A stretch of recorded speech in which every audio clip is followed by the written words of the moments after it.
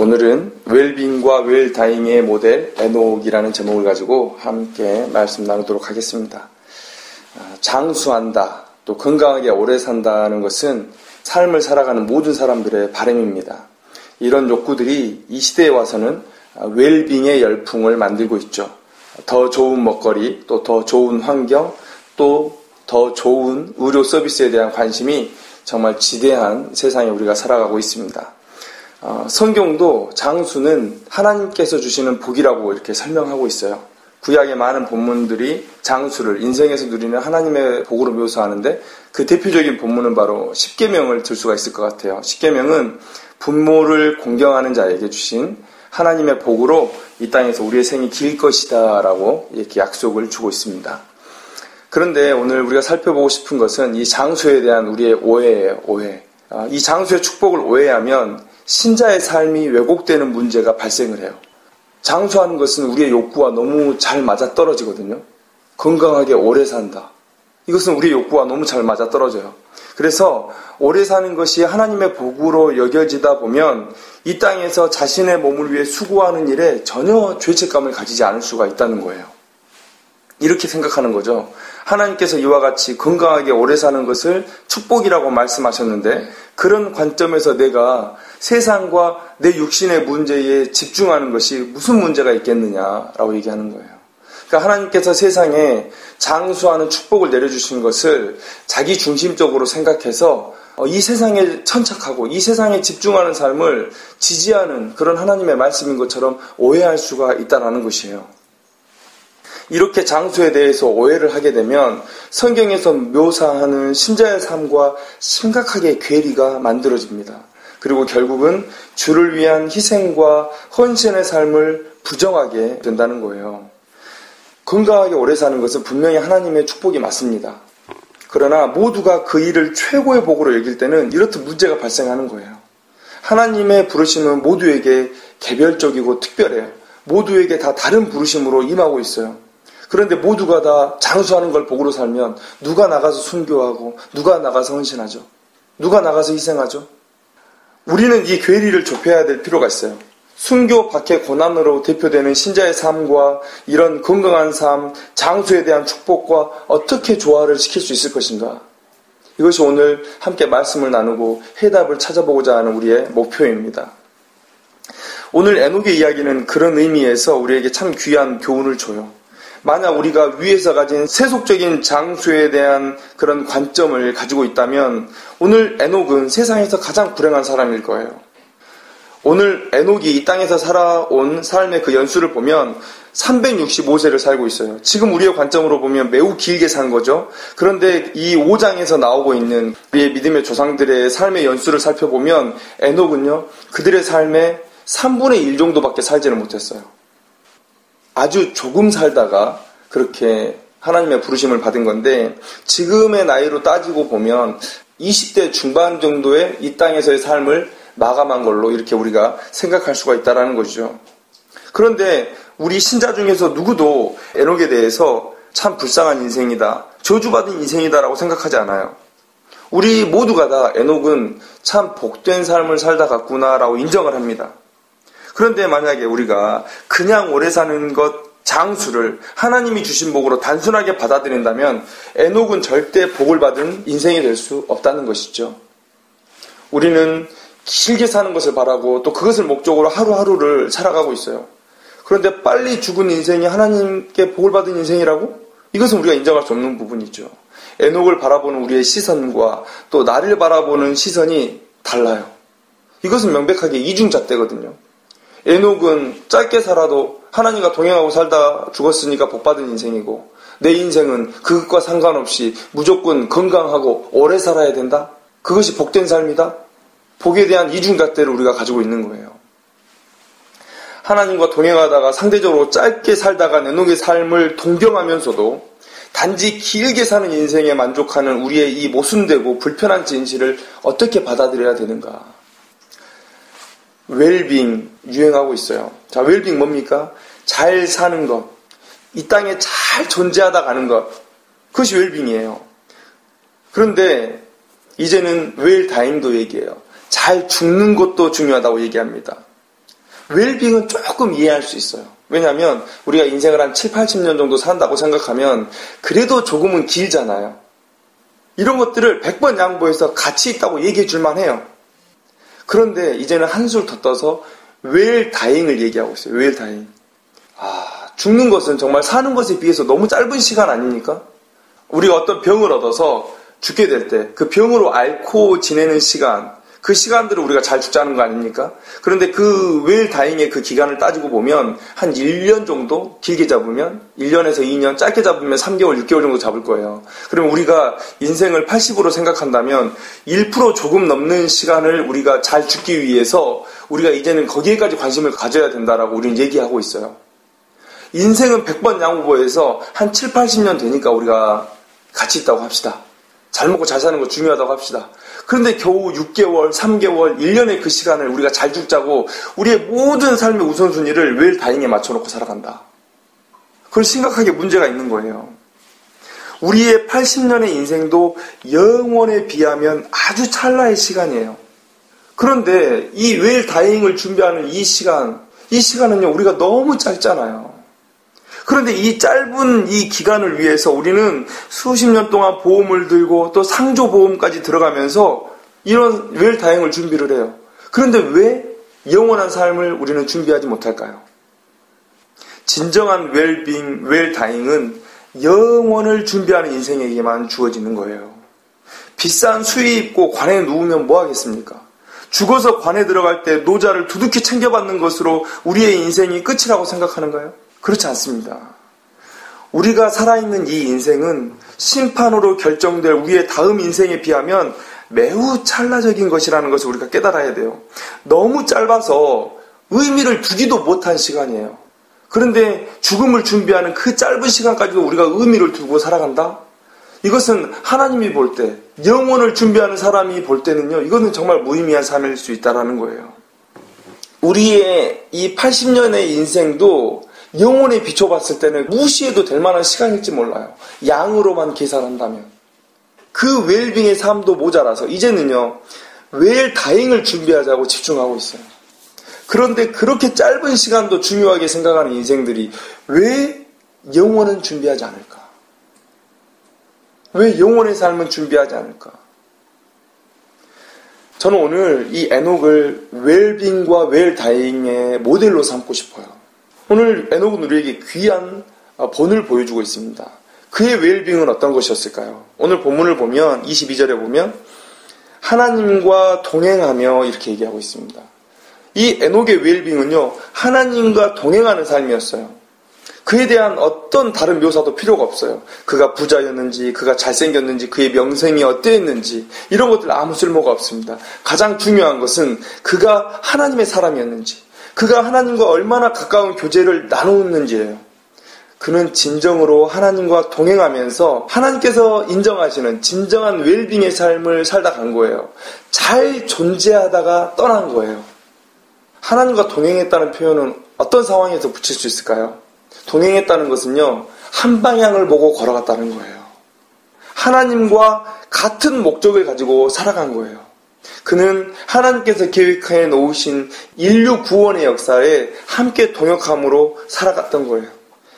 역사 속에서 메시아의 탄생을 막으려고, 하나님의 구원의 역사를 막으려고 수없이 많은 위협들이 있었어요. 사단의 위협이죠.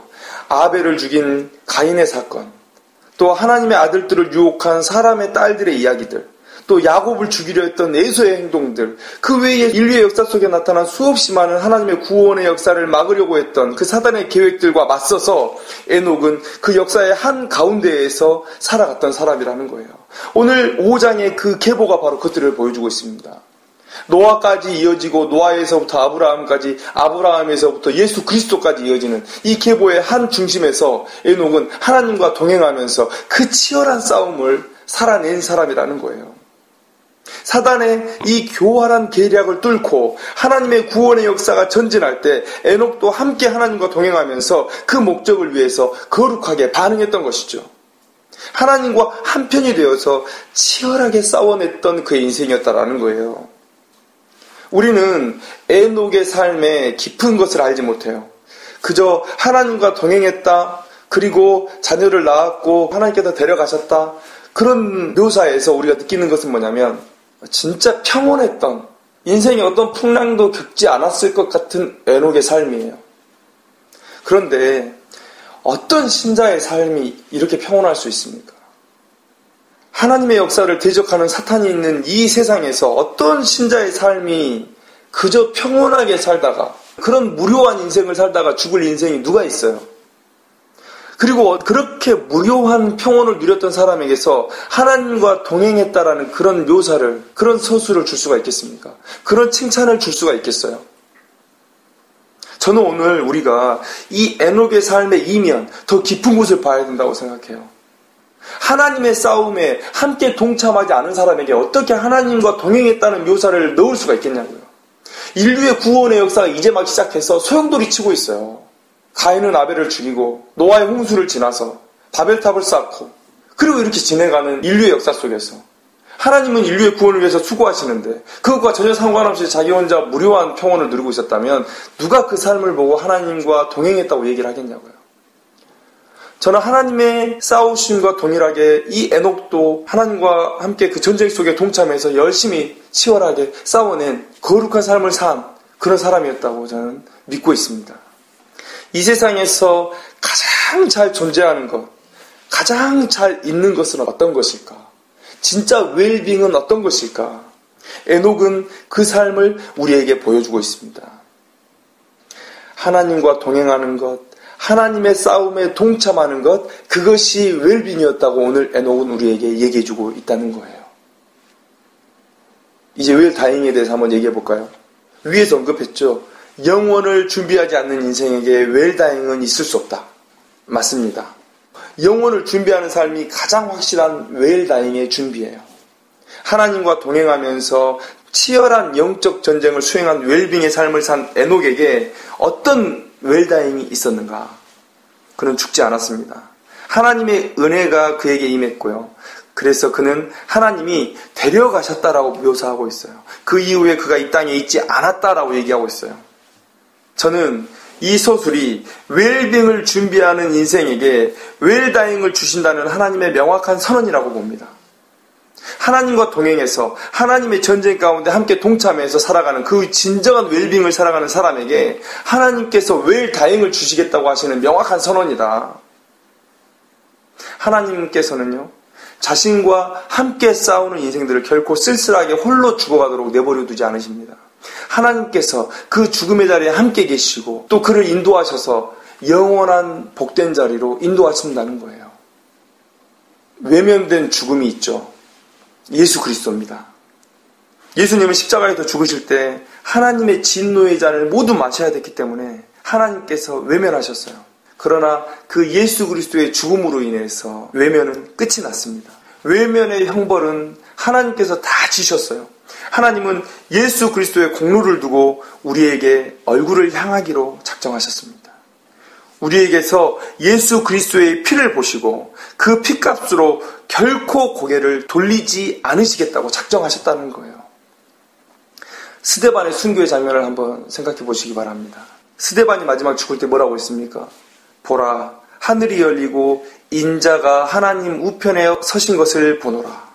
이게 죽기 전의 말이지만 이 스데반의 모습이었어요. 이 말을 한 이후에 돌에 맞아 죽습니다.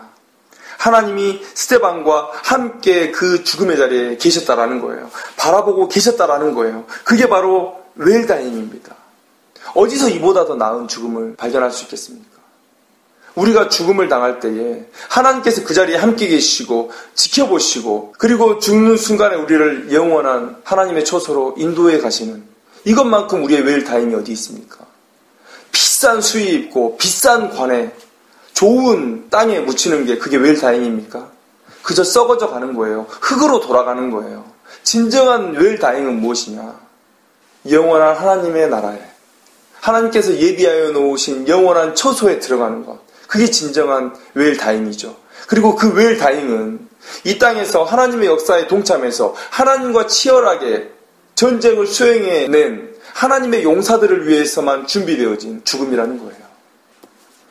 어디서 더 나은 죽음을 찾을 수 있겠습니까? 하나님 없는 웰다잉은 있을 수 없습니다. 만약에 있다고 속삭인다면 그것은 사단의 소리예요. 반대로 하나님과 함께하는 삶과 죽음이 진정한 웰빙이고 진정한 웰다잉이라고 오늘 성경은 우리에게 얘기해주고 있습니다. 최고의 웰빙과 웰다잉의 모델들은 오늘 에녹이 우리에게 보여주고 있지만 또한 히브리서 11장에 쭉 나열되어 있습니다.